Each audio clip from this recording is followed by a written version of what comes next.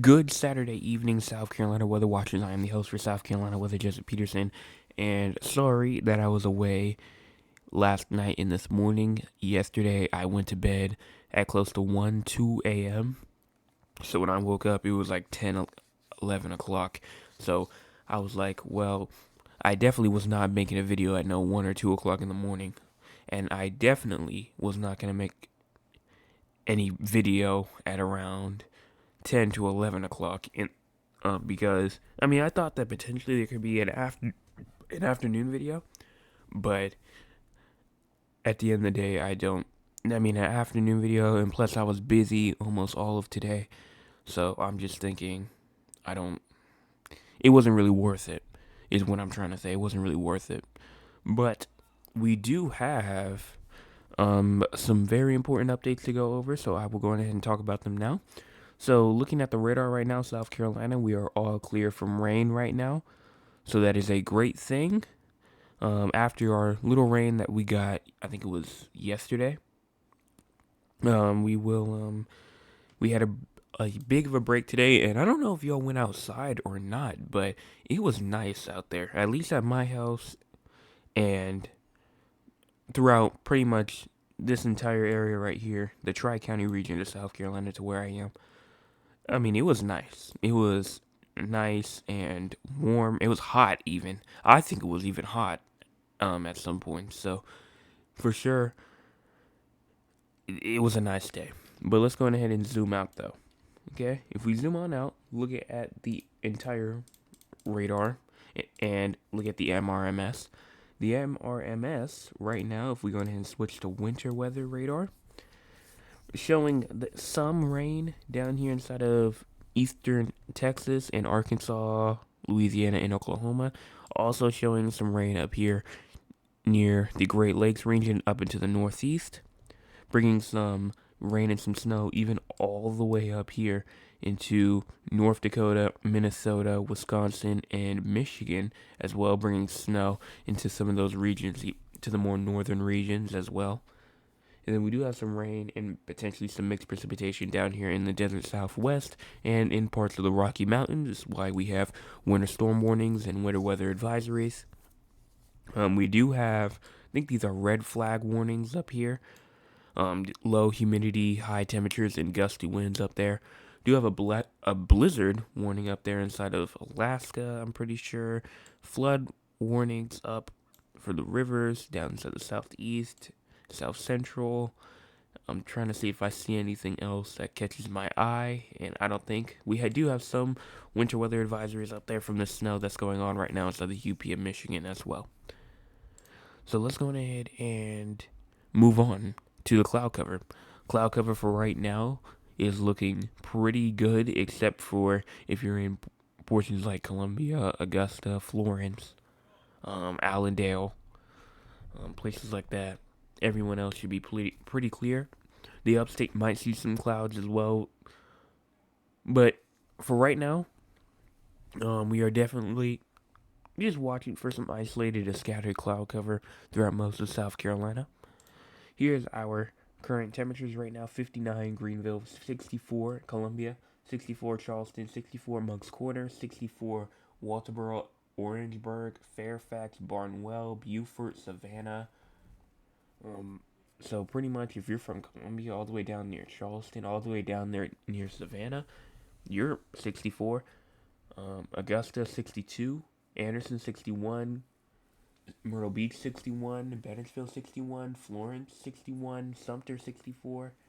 So we are really just inside of the high 50s or the mid 60s for most of South Carolina. And looking at the minimum temperatures, even minimum temperatures can get around 60 at Charleston, 58 Myrtle Beach, 52 Florence, 53 Sumter, 54 Columbia, so 54. No, that was 64. So yeah, still expected to drop like another 10 degrees there in Columbia, 55 in Augusta, and then 51 Anderson, 50 inside of Greenville, Spartanburg. So not too much of a cool night, but definitely a bit chilly, just a tiny bit chilly. our 24-hour max wind gusts for the next 24 hours. We do have the potential to see some gusts that could potentially gust up to 20 miles an hour up there inside the upstate. Maybe some isolated 15-mile-per-hour wind gusts inside the Midlands and the coast as well. But mainly, it's going to be a nice and calm night tonight going into tomorrow as well. So we're just going to have to wait and see what the reports show in. I think we did hit a record as well. I'll show that at the end of the video. But it's for temperature, so it was yesterday. So 24-hour precipitation in inches. We do have the potential of seeing a tenth of an inch inside of Augusta for the next 24 hours. And Columbia, we can see a trace. Allendale, a trace. Trying to look at some other regions. Sumter, potentially a trace. Myrtle Beach, none. The Greenville, Spartanburg, Anderson region, none. Beaufort, Savannah, none. Even though, I mean, a couple of raindrops could definitely be possible there, but really nothing much. The only place that we're really watching for some accumulation is near the Augusta and North Augusta region. And other than that, everyone else can see either a trace or no rain at all. So I think the highest, the people with the highest probability of seeing no rain is Myrtle Beach, and especially the upstate. I think the upstate has the highest chance of not seeing any rain. Myrtle Beach is kind of a close second, and then once you get to like the Tri-County Charleston region, kind of gets next, and then Savannah, and then obviously Augusta, because Augusta's gonna see that rain. Looking at the HRRR model as well, here's the 0Z as well, so just on time for that. If we're going ahead and move this forward, here we go, going into Sunday. Kind of like this is Sunday morning, and there goes those showers pushing into South Carolina, and they're going to cause, obviously, that accumulation inside of Augusta. But then you can see this one, the HRRR model does show the upstate getting rain. So very much disagreements between both the NDFD and the HRRR. You remember the NF, I think it's the NDFD. The NDFD actually is human made. They gather a whole bunch of models and they put them together, and they think that no rain's gonna fall inside the upstate, but the HRRR thinks otherwise. So right now it's still up in the air. But I'd say definitely watch if you're inside the upstate. Check and see if you do get any rain tomorrow, and if you do, I just want to hear which one was right and which one was wrong. And maybe even dropping some raindrops into the PD region as well. If we move it forward some more into tomorrow afternoon, potentially some later showers, but overall, they're going to be pretty isolated and not really any much rain going into tomorrow evening. And then tomorrow night, it's going to be pretty bad for rain, because especially if you're inside the low country or the PD region, mainly the coast, definitely some high precipitation totals are possible. I think around, I mean, not like high like flash flooding, but like maybe close to like a quarter to maybe even half an inch of rain. That is definitely enough to definitely see accumulation, and definitely enough to, maybe if you're in like your neighborhood or something like that and you're driving through, and could cause like some ponding just for your tires to splash in. And then that's going to be pretty much it after that. And there goes that trough right there. You can see the cold air right here. And then you can see the warm air. And there will be a cold front behind this. So after this system passes tomorrow, for your St. Patrick's Day, after it passes by tomorrow, we will start to see those cold temperatures back again. Now, looking at the future, because we're not under any type of SPC thing, and we're not under any weather prediction center outlook as well. So no severe storms are expected for us, and no excessive rainfall is expected. Looking at the GFS, though, if we push this forward, You can see those showers pushing in tomorrow, St. Patrick's Day, and then going into even Monday morning, and that pushes out and that gets out of our hair, and then we get taken over by a high pressure. Not for long though, as this system right here decides that it wants to bring us some heavy rain. I'm not really seeing anything with gusty winds or severe weather, but I am seeing just a bunch of heavy rain.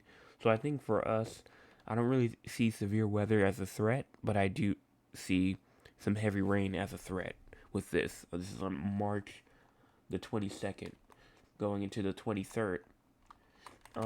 And there goes that trough again. It pushes off and it ejects off to the east, the northeast. And then we have this huge system right here that I've been watching for a while. I don't really know what kind of condition this will bring just yet. I'm going to wait a little while and see what happens. But, I mean, just from this model run, just from the GFS, this looks pretty bad. I mean, it looks like it has those severe characteristics in it. You see, there's the low pressure right there inside the center, kind of near Michigan, and then that little bow line that goes down all the way off into the Gulf Coast, into the Gulf of Mexico, pretty much, bringing in that heavy rain and potentially even those gusty winds with the cold front that passes by with it. Um, but other than that, heavy rain, gusty winds possible with that one. And the rest of this is 300 hours out, so we obviously don't know what's going to happen. But that's pretty much for the future. Let's go ahead and go into the temperature anomalies. So if we push this forward, you can obviously see the cold front that passes through tomorrow. You can see all the cold air that gets pushed down into South Carolina, but the warm air is going to try and take it back over for a couple of days, but not for long, as that cold air is going to come back and cause some more cool air, and most of the U.S. will be way cooler than normal on around March the 24th, on around 8 p.m. Most of the U.S. will be below average, except for portions like the Rocky Mountains, but the Rocky Mountains is always cold because it's the mountains, so above average for them might not be as warm as it is over here, just because we're below average. Like if Canada is above average and the U.S. is below average, the U.S. could still be warmer because the U.S. normally has higher temperatures than Canada. So that's just how it works. It just matters if it's below average or above average. But then we have a huge warm up in the east on March the 26th, and that's going to bring us potentially some more high temperatures, even inside New York. I mean, look at this. Some very high temperatures in New York. I kind of want to see the shaded and what that shows. Obviously, in New York, being very above average is like 60 degrees. But I mean, look down there inside Mexico. I don't know if y'all see that. 103 degrees. I mean, that is very warm for March. But it's inside Mexico, so there goes that, and we get kind of like this warm period for a while, and that's pretty much all that is. So obviously, we're just gonna have to wait and see what happens. But this week overall, let's go ahead and check out the weekly and what it says. So if you went ahead and check from now until today's Saturday, so I probably shouldn't talk about this just yet. We'll wait till tomorrow to talk about that. But thank y'all so much for watching, and I will see y'all tomorrow evening with another evening forecast update.